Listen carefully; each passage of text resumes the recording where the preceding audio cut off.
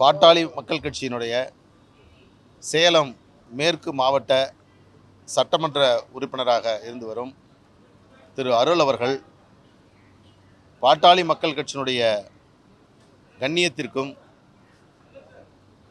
நற்பெயருக்கும் களங்கம் விளைவிக்கக்கூடிய வகையில் தொடர்ந்து அவருடைய செயல்பாடு அமைந்த காரணத்தினால் அவர் மீது பாட்டாளி மக்கள் கட்சியினுடைய கட்சி விதியின்படி ஒழுங்கு நடவடிக்கை மேற்கொள்வதற்கான சூழலில் அவருடைய செயல் குறித்து அதற்காக அவர் வருத்தம் தெரிவித்து மருத்துவர் அன்புமணி ராமதாஸ் அவர்கள் குறித்து கூறிய கருத்துக்களுக்கு பகிரங்கமாக மன்னிப்பு கேட்க வேண்டும் என்று ஒரு அறிவுறுத்தல் அவருக்கு வழங்கப்பட்டது. ஆனால் அதையும் மீறி அவர் தொடர்ந்து தன்னுடைய போக்கை மாற்றிக்கொள்ளாமல் மிகவும் அவதூறாக பேசி வந்தார். அதன் காரணமாக திரு அருள் அவர்கள் பாட்டாளி மக்கள்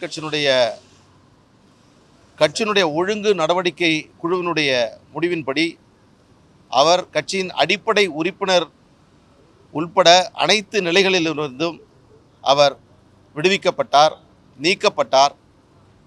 அதனைத் தொடர்ந்து பாட்டாளி மக்கள் கட்சியினுடைய சட்டமன்ற கொறடாவாகவும் திரு அருள் அவர்கள் இருந்து வந்தார்.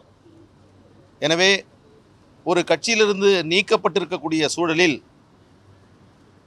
சேலம் மேற்கு மாவட்ட சட்டமன்ற உறுப்பினராக இருந்து வரும் திரு அருள் அவர்கள் பாட்டாளி மக்கள் கட்சியினுடைய கொறடாவாக இருந்து வந்தார்.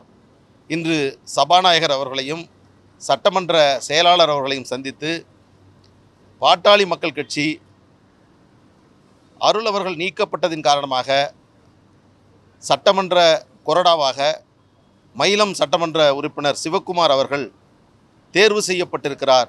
அதற்குரிய இங்கே திருத்தங்களையும் தேவையான மாற்றங்களையும் சட்டமன்ற செயலகம் செய்ய வேண்டும் என்று ஒரு மனுவை இன்றைக்கு கொடுத்திருக்கிறோம். அந்த நகல் இன்றைக்கு அவர்களிடம் வழங்கப்பட்டிருக்கிறது. இந்த கடிதத்தை தொடர்ந்து எங்கள் கட்சியினுடைய தலைவர் மரியாதைக்குரிய அன்புமணி ராமதாஸ் அவர்கள் இந்த கடிதத்தை இன்றைக்கு கொடுத்திருக்கிறார். சட்டமன்ற உறுப்பினர்கள் இங்கே வந்திருக்கிறார்கள். இதை எங்களுடைய கடிதத்தை அடிப்படையாக கொண்டு உரிய நடவடிக்கையை சபாநாயகர் அவர்களும் சட்டமன்ற செயலகமும் எடுக்கும் என்று நாங்கள் இந்த நேரத்தில் நம்புகின்றோம். அதாவது கட்சியினுடைய நற்பெயருக்கு களங்கம் விளைவிக்கக்கூடிய வகையில் ஒரு நபர் செயல்படுகிறார் என்று சொன்னால் அவர் மீது நடவடிக்கை மேற்கொள்ளப்பட வேண்டும். அவர் நீக்கப்பட்டதற்கு பிறகு கூட நீங்கள் நல்லா கவனிச்சிருப்பீங்க, இன்றைக்கு இன்றும் நேற்றும் ஊடகங்கள் பெரிய அளவில் அருள் அவருடைய நீக்கம் தொடர்பான செய்திகளை வெளியிட்டிருக்கிறார்கள்.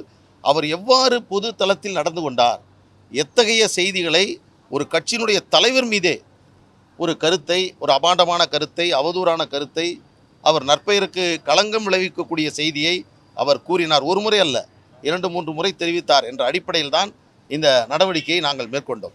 அவர் நீக்கப்பட்டதற்கு பிறகும் என்னை நீக்குவதற்கு யாருக்கும் அதிகாரம் இல்லை, நான் யாருக்கும் கட்டுப்பட்டவன் அல்ல, நான் மருத்துவர் ஐயா அவர்களுக்கு மட்டும்தான் கட்டுப்பட்டவன், ஆனால் அவருக்கு பிறகு நான் மருத்துவர் சின்னையா அவர்களுக்கு கட்டுப்பட்டவன் என்றெல்லாம் அவர் குழப்பிக் கொண்டிருக்கிறார். பாட்டாளி மக்கள் கட்சி என்பது கட்சியினுடைய விதிகளின்படி செயல்பட்டு கொண்டிருக்கக்கூடிய ஒரு அமைப்பு. இந்த விதியில் ஒழுங்கு நடவடிக்கை குழு விதி 23 இருக்குது.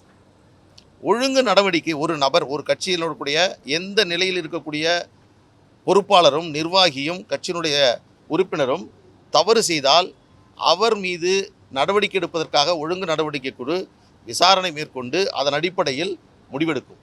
இதை நீக்குவதற்கு தனிநபர் யாருக்கும் எந்த அதிகாரமும் கிடையாது. ஒரு ஜனநாயக கட்சி. செய்திகளை உடனுக்குடன் தெரிந்து கொள்ள கீழ்கண்ட கேபிள் மற்றும் டிடிஹெச் நெட்வொர்க்குகளில் எம்நாடு செய்தி தொலைக்காட்சியை காணுங்கள். பாதகம் செய்பவரை கண்டால் நாம் பயம் கொள்ளலாகாது பாப்பா.